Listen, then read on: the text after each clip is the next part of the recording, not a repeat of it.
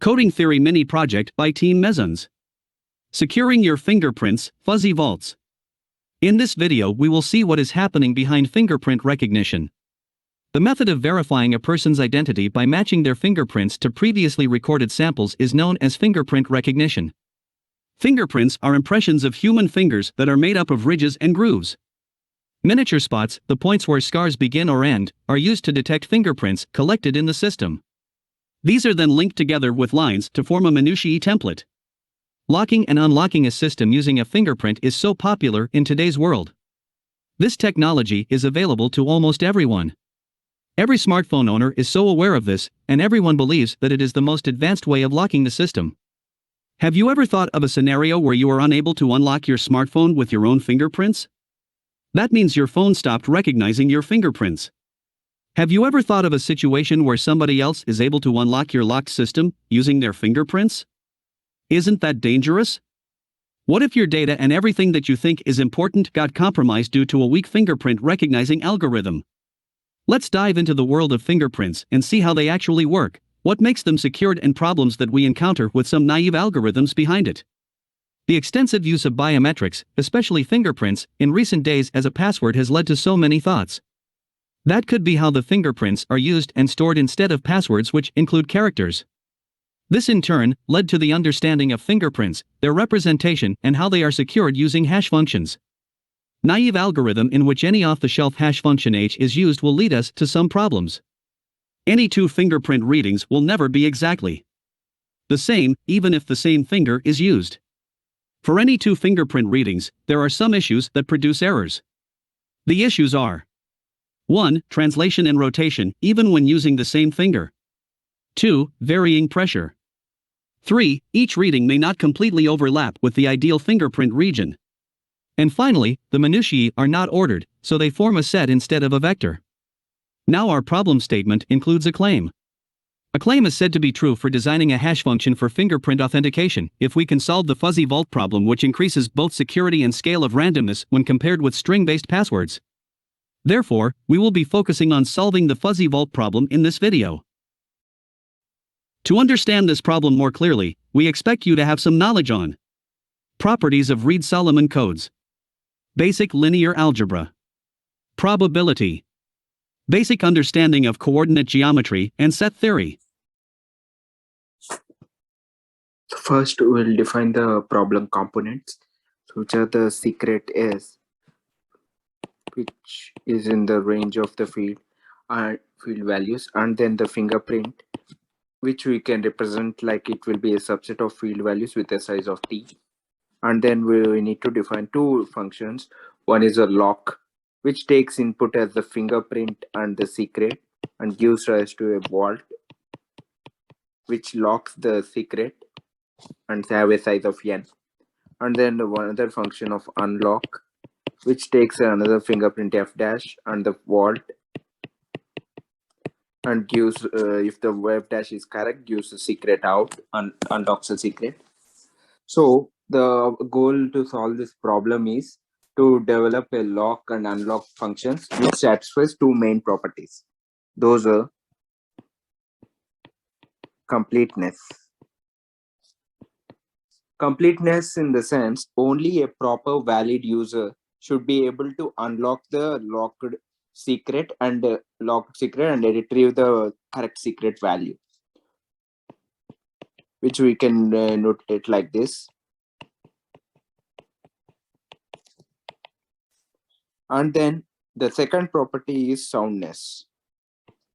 The soundness can be said like an adversary or an attacker should not be able to get the secret from the locked value. It should be hard for him to fetch the secret S from the locked vault.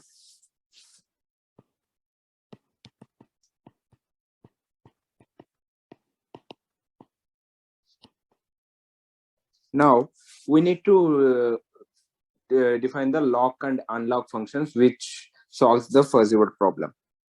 So first, the lock function, which takes input the fingerprint f, which will be in the form of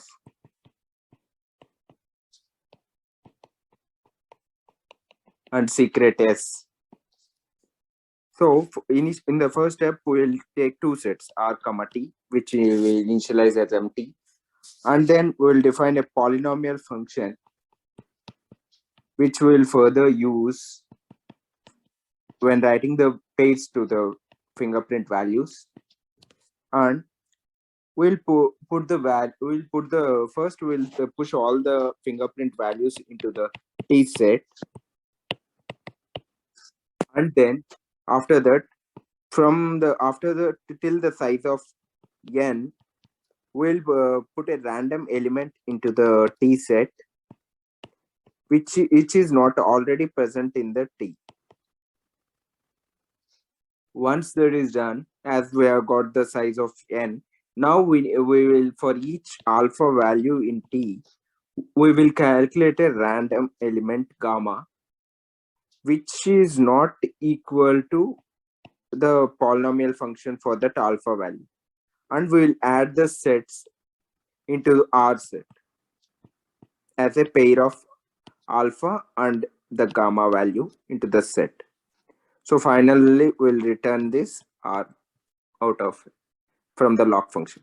And then the second is the unlock function. This unlock function takes vault values like alpha 1, y1, 2, y2, so on, alpha n, yn, and then a new fingerprint f dash, beta 1, beta 2, so on, beta n. Now first we'll iterate over all the fingerprint values, and for each fingerprint value we search for a matching beta value in the fingerprint f dash. If we find a match, then we'll save the appropriate y value into a z variable. And if there is a no match, then we'll put the z value as a question mark, which means an erasure, so that the final set, after the iteration is done, the final set will be prepared with all the z values. Now we'll run the read Solomon code property on it to correct the z with which is having errors and erasures, and which will result in the final secret S if the fingerprint f dash is a valid one. This property will be proved in the next line.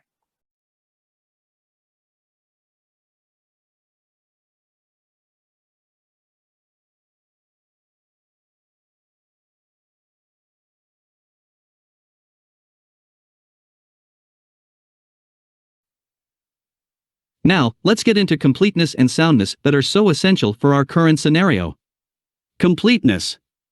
According to the property of the Reed-Solomon codes, a NKQ Reed-Solomon code can be corrected from E errors and S erasures as long as 2E plus S less than N minus K plus 1.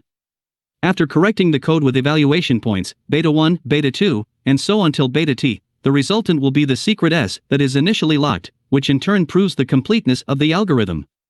Soundness.